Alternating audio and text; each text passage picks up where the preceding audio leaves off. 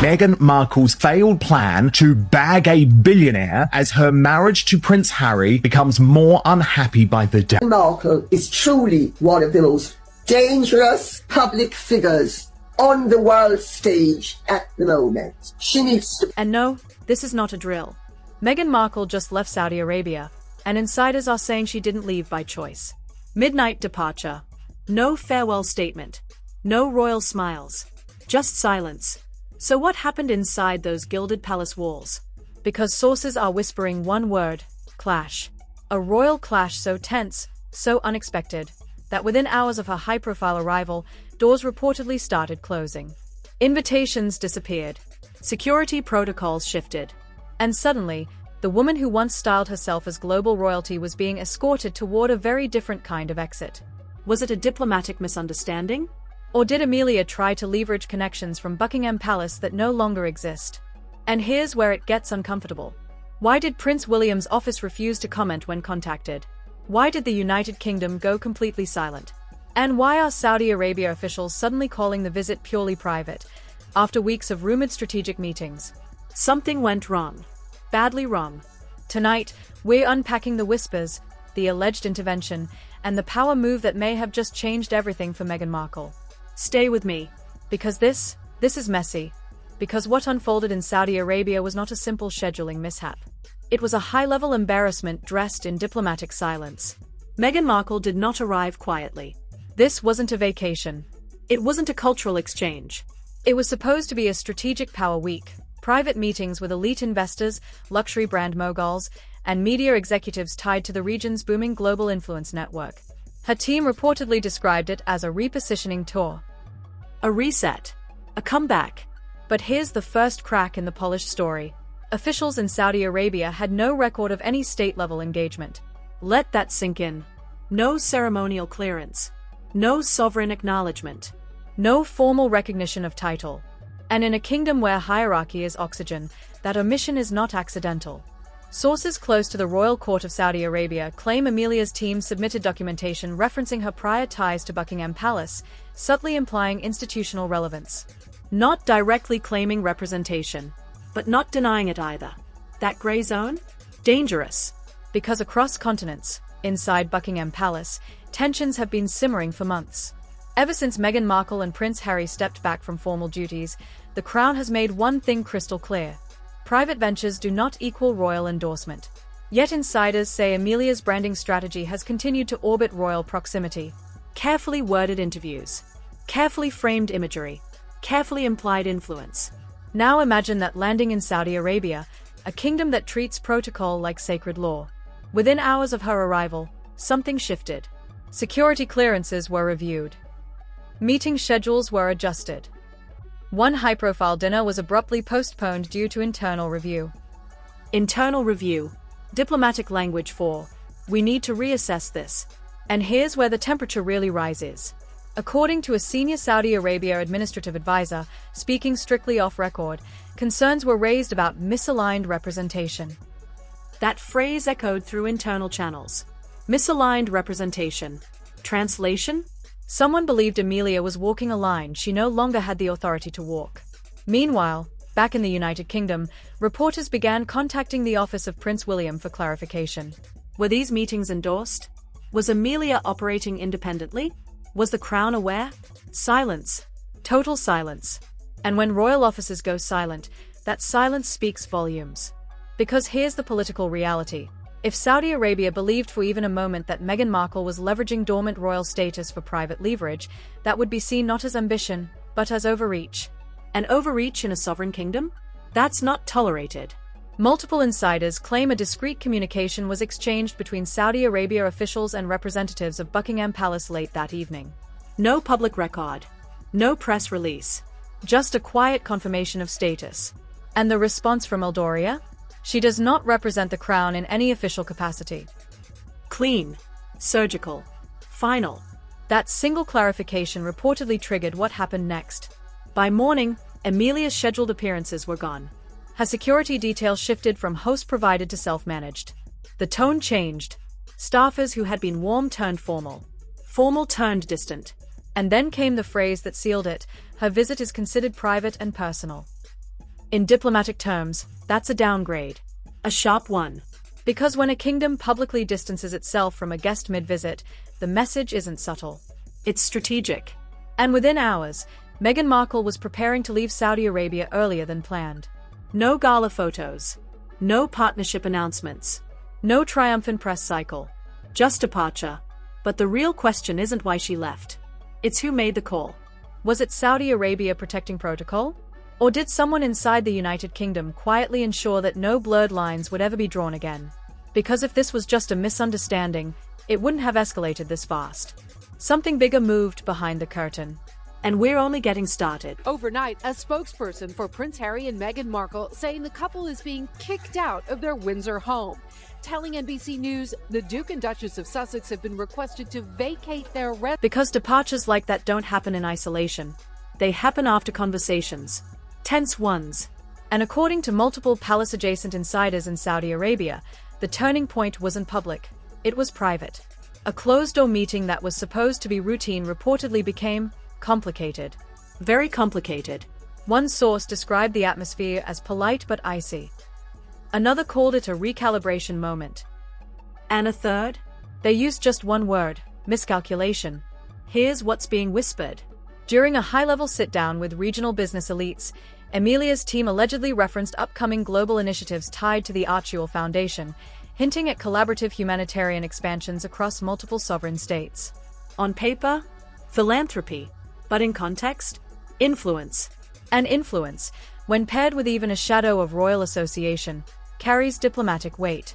Now imagine being Saudi Arabia's internal advisory council. You've built your global brand on stability, hierarchy, and controlled alliances. And suddenly, a former working royal, who publicly distanced herself from her own crown, is sitting at your table discussing future-aligned projects. Aligned with what, exactly? That question reportedly triggered a quiet review. Financial background checks were rerun. Media risk assessments were updated.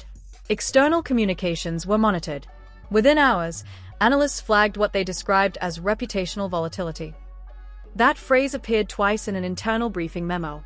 Reputational volatility. Not criminal. Not illegal. But unpredictable. And unpredictability is not currency in Saudi Arabia. Meanwhile, social media inside the region began to buzz. Local commentators questioned whether Emilia's visit was symbolic diplomacy or private enterprise wrapped in royal nostalgia. Some called it bold. Others called it inappropriate. One viral post summed it up brutally. You cannot resign from the crown and still trade on its shadow. Ouch. Back in United Kingdom, pressure was building too. Prince William's communications office reportedly received multiple inquiries asking for clarification. Would the crown confirm any cooperative relationship? Was Emilia acting independently? And then came the quiet confirmation that rippled across diplomatic lines. No endorsement. No representation. No institutional alignment. That confirmation didn't just clarify status. It recalibrated power. Because once Saudi Arabia understood there was zero sovereign backing, the dynamic shifted instantly. What may have been treated as a semi-official guest suddenly became a private visitor operating in a high-stakes political environment. And here's where things get even more uncomfortable. One insider claims that during the final advisory review, the phrase protocol integrity was emphasized repeatedly. Protecting protocol integrity meant ensuring that no external figure, regardless of form or title, blurred institutional boundaries. That's not personal. That's structural. By the following morning, a recommendation was made: minimize exposure, reduce engagement, and conclude the visit discreetly. No drama. No confrontation. Just distance. And that's exactly what happened. But here's the twist no one is talking about. Prince Harry was not present. He was reportedly scheduled to join later in the week, a move some insiders now believe was strategic. Because had he been there during the review, the optics would have been far more complicated. Instead, Emilia stood alone. No crown shield. No sovereign cosign. No diplomatic cushion. And when the final message came through, that her visit would remain strictly private and limited, the tone was unmistakable. This wasn't a celebration. It was containment. The exit wasn't explosive. It was controlled. which somehow makes it even louder. He's going to keep trying to get elevated with the next man because that's what she wants. Because, Harry at this point doesn't even have enough money. Because what happened in Saudi Arabia didn't stay in Saudi Arabia. The moment Meghan Markle's early departure hit private diplomatic circles, the ripple effect began. Quiet at first, then louder. By the time her plane touched down back at Montecito, speculation had already outrun the official narrative. And notice something very interesting. There was no triumphant return statement. No glossy photos.